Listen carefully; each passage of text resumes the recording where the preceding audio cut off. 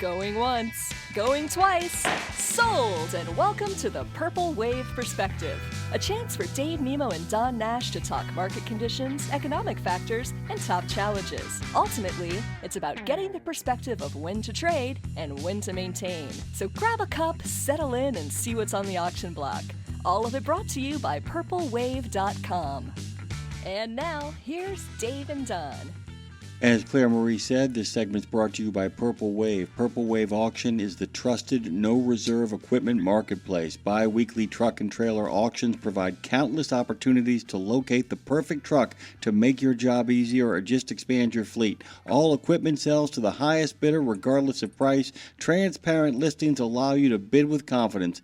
PurpleWave.com.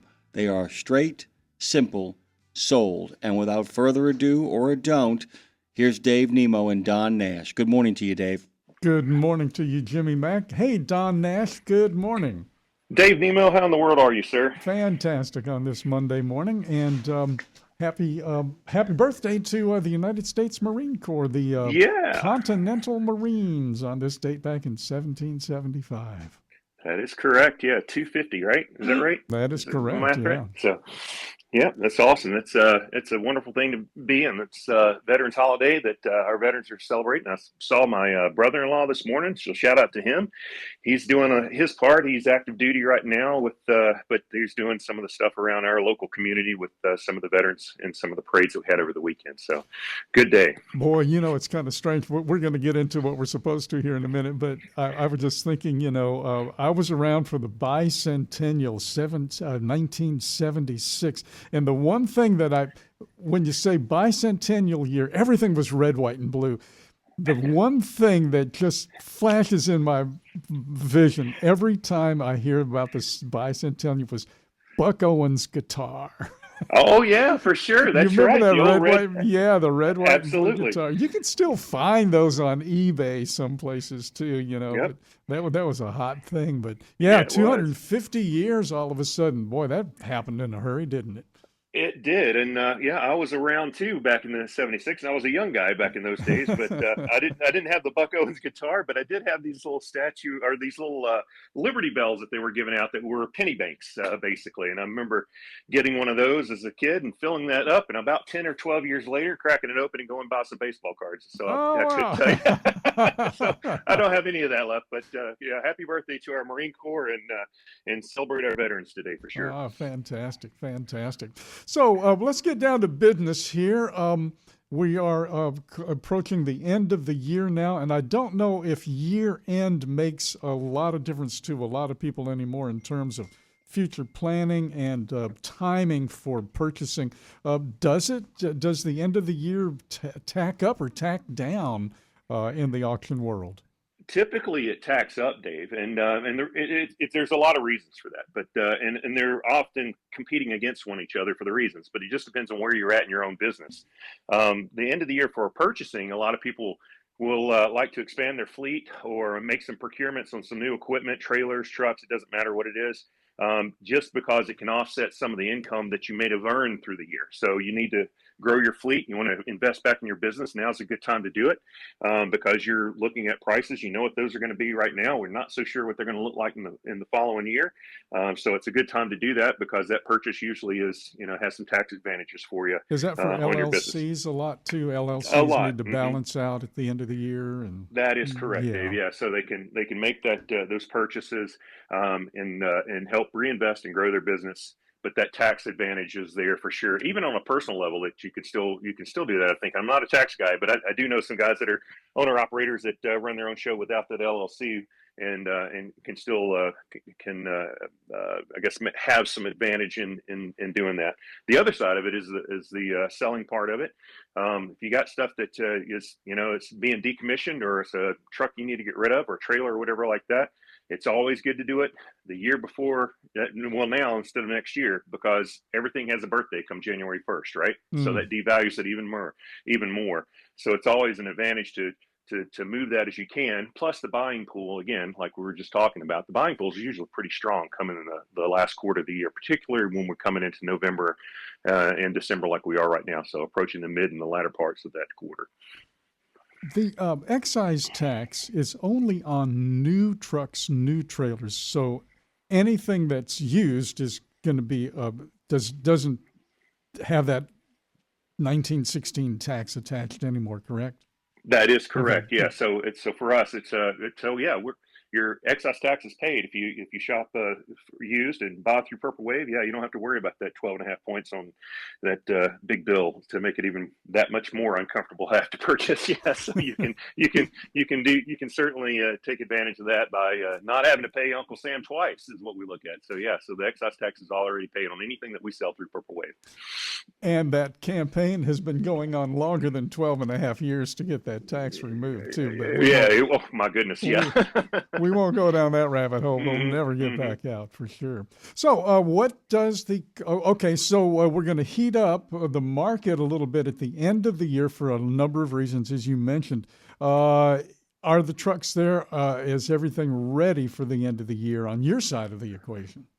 Oh yeah, for sure. So we've got an auction this week, coming up on the 13th, and then we've got an auction 2 weeks hence, and that will put us over towards the end of the month, and then I believe one more that we've got scheduled. So we've got 3 truck auctions, possibly 4. I have to look at the calendar. I don't have it in front of me right now. Before the end of the year. So yeah, we're always queued up. We move quick to get things into the market and out of the market and get sold and transacted. That's the nature of our business, is the expediency to both sides of the equation, whether to get rid of the asset to get to the cash, or you need the asset as quick as you can because you need to get out and get that load and get it to work. So both ways work. But yes, we are absolutely ready to move quick in our industry. Always have been, always will be. That's just part of what we do every day. When something happens someplace, there are usually some reasons why it's happened here and not there. And I want to kind of take that idea and flesh it out a little bit more in terms Mm-hmm. of where are you guys selling frequently right now? And is that a year? Does that take in terms of the season of the not seasonal weather wise, but the point of the year that we're in? Mm-hmm. Do areas get hot and cold in terms of like Texas, maybe the oil field areas? Do Sure. they get is that a real hot spot? Well, I thinking back, just we'll take Texas for part of the equation real quick, but I will be honest with you a little bit, tell our listeners and you a little bit how the sausage is made on some things. I've been in this business for a little bit, and I have yet to see a single auction, and I do this mean down all the way to a single auction where Texas has not participated. Hmm. Full stop. Right. Okay. That's how big the economy is. So they generate their own gravity down there. So it doesn't really matter what the season is for Texas. But you are right, Dave. There are other parts of the country where there's some economic seasonality to it, if you want to call it that. So right now we're looking at, for food products and stuff like that, you start to see a lot of that purchasing. You see a lot of advanced thought about when to purchase that stuff at this time of the year. So you start thinking about I don't know. You start the reefer trailers come to mind immediately. Any sort of refrigerated transport, those are usually pretty hot tickets coming into Q3 and coming out of Q3 going into Q4. Sorry, and then the sleeper cab market is usually pretty strong through this part of the year too. Day cabs, they do okay, but day cabs seem to be they're a little more of a spring, late winter sort of a thing. This time of the at least in this time of the year that we're looking at forward looking. And I'm looking at that because I just got back last week. I was out in San Diego. So don't hate me for that. Weather was beautiful. I know we were having it, but I was out there for the Used Trucking Association convention. Always a good time with that group of people. So it's a group of used truck dealerships. It's in its 25th year this year. So that's the same age as Purple Wave, as a matter of fact. And so we had a good time out there, but a lot of education about what was going on in the market, and the seasonality of some of that stuff was very important in some of the talks that was there. And the sleeper cab market right now kind of holding its own. It's actually, people think it's kind of beaten down a little bit. We start seeing some of these dire numbers, et cetera, but the real numbers that we looked at last week, based upon my friend Steve Tam at Act Research, was telling me the freight market is actually pretty growing, a little bit. It's expected to shrink down a little bit after the first of the year, but that's driving up a lot of the long haul stuff. And so that in turn plays into our factor about what sleeper trucks are doing, right? Supply and demand. Sleeper trucks right now seem to be doing okay. Yeah, they're actually on par with what we saw coming into like 2019 or so. So we're kind of out of the doldrums of that, I think, a little bit with what the post-COVID slump that we saw. So it seems to be recovering a little bit. The reasons why, I don't know. I'm not a great economist on it. I read the tea leaves and I just take those numbers to the bank and see what we can do with them. But that's what we were discussing last week. And those seasonal economic factors are addressing that as well, because a lot of the stuff that we see that are doing pretty good right now, that the freight rates are mixed, but the flatbed stuff is looking really strong right now, stronger than it has been. Let's put it that way. And that drives up a lot of the some of the sleeper cab pull too. I mean, the long haul flatbed stuff is what I was talking about, and that was addressed last week at TMA. So, but yeah, you're absolutely right. There are some reasons behind that. There are always economic factors associated with it, typically, whether that's spawned from some regional event or something that's more on a national level. But yeah, there's always those moving factors that create moving targets in our industry for sure. One of the, and I'm not circling back to the tax, but I'm going to use it as a reference. The excise tax is really high. It adds 25,000 now. I think it was the latest number to the price of truck. So a lot of folks would like to have a new truck because of the ADAS equipment that it'll have, because of the driver safety, the fuel economy, and insurance breaks, because the more bells and whistles you have, the more the insurance companies like it. Are there, so somebody who wants to take a look at a new truck, are they looking at trucks that you guys have now because you're getting enough of these in at this point? Is ADAS going back far enough to where you can say, well, we got some great ADAS trucks here, if we can call them that, ADAS trucks. Right.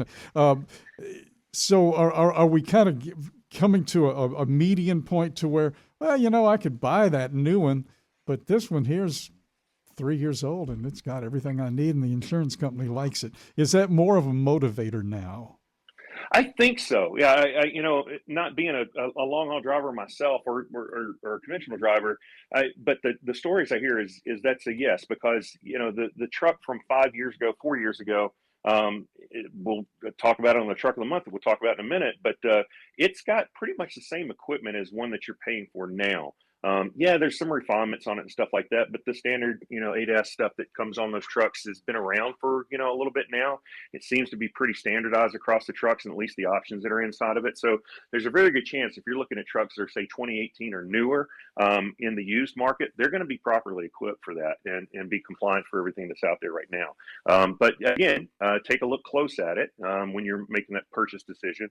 One of the reasons why we do such a detailed job in our data capture or listings page when you're looking at the stuff on Purple Wave is so that the driver and the prospective buyer will understand exactly how the truck is equipped. And the other great thing about that too, if you can't make heads or tails of it, or you got an extra question or something like that, there's better than 9 out of 10 times you're able to contact that buyer or the seller directly through Purple Wave. That's something that's pretty unique to us that's in the industry.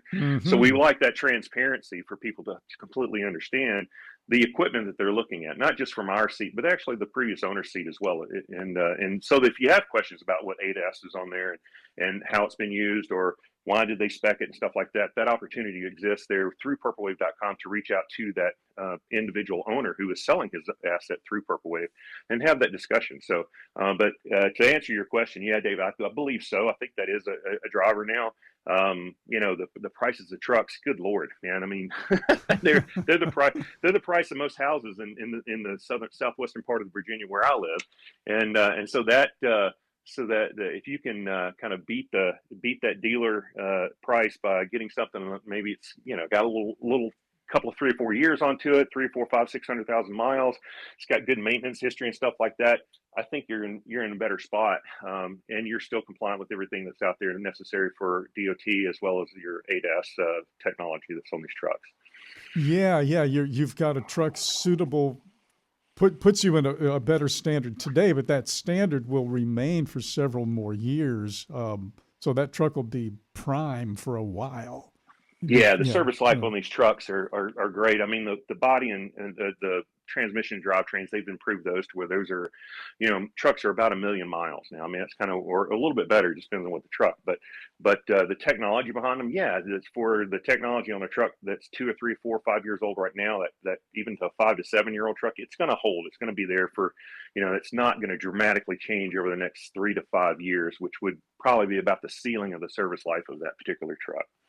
One of the things I know you like to cover, all the bases, so to speak, and diesel prices, interest rates, and then overall freight demand, obviously, are economic Hmm. factors that you need to check off all the time. Do diesel prices really affect the sale of commercial motor vehicles, though? I mean, it is what it is, right?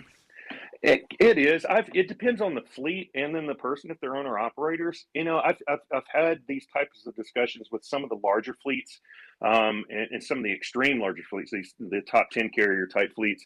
And yeah, when their procurement officers talking about stuff like that, that difference between a 7.3 mile per gallon and an 8.1 mile per gallon or 6.2 mile per gallon, multiply that out by one truck over a year, then multiply that out by the 4,000 trucks they've got in the fleet. That's a huge Mm, driver for hmm them. hmm But on the individual level, not so much. I mean, that's a difference in a $1,500 or $1,000 a year in fuel, or maybe $2,000 or $3,000 may not be that big of a trade off for the driver who's an owner operator, a smaller fleet or something like that. It may be more about the particular type of equipment or its application, or he's got to have that higher horsepower engine because of he's in Colorado and he's pulling mountains, or he's got heavy loads he's pulling, like heavy wet silage and stuff like that out of the south and making it to the feed grains and stuff like that. But those types of applications requiring those higher horsepower, yeah, it's going to be more focused on the equipment and its performance on what it can actually do versus that miles per gallon, so to speak. But again, opinions vary, that's for sure. So I'm sure there's drivers listening right now saying, "Well, Don, not quite."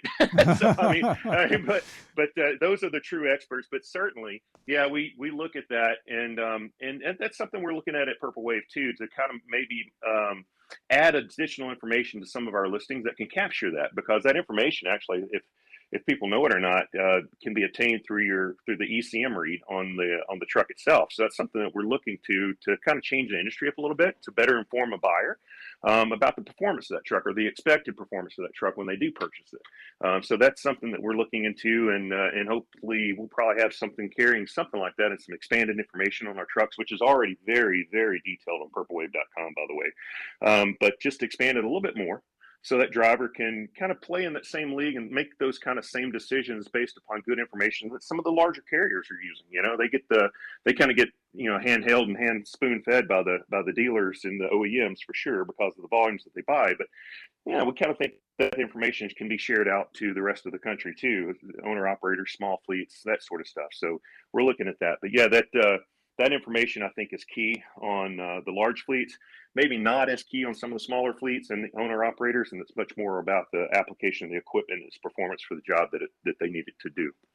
Yeah, more of a one truck at a time kind of a thing, especially Hmm. with the smaller, and especially the one truck owner operator. And that's who I was thinking of when I said, well, do diesel prices, because you have to factor in, well, yeah, this truck is not going to get the fuel economy I need, but that truck doesn't have the power I need. So where's the Hmm. middle ground? Yeah, so a lot of decisions. But uh, listening to you talk right here this morning, anybody listening that is in the market for a truck will know one thing, that if they called Don Nash and said, "Hey, Don, I heard you the other day with Nemo, and I didn't agree with something you said," he's going to have a great conversation on his hands. Yeah, You know what I'm I'd love saying? that conversation. Yeah, for Yeah, sure. yeah. So I think if you're looking for a truck and you want to try the auction, if you're an auction buyer, then you know the drill. If you don't know the auction drill, though, Don, do you have a lot of first time jitters and things like that on both sides of the equation? Well, I think so. Yeah, from a buyer's perspective, for sure, right? I mean, everything that we do at purplewave.com focuses on what we call buyer confidence, because we want that buyer to be very confident in what they're looking at on the screen when they're making that purchase decision.